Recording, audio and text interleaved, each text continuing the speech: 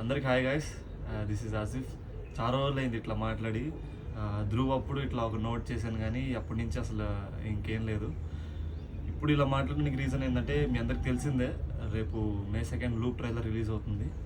So దీని గురించి చెప్పాలనుకుని ఇప్పుడు ఇట్లా మాట్లాడుతున్నాను. మీరు ఇప్పటి వరకు చూస్తున్నారు పోస్టర్స్ కానీ ఏది చూసినా సరే కొంచెం డిఫరెంట్గానే మీకు అనిపించవచ్చు. ఆ లూప్ అనే మేము టైటిల్ వాడడం కానీ అట్లా రీల్స్ చేస్తున్నాం కానీ ప్రమోషన్స్వి.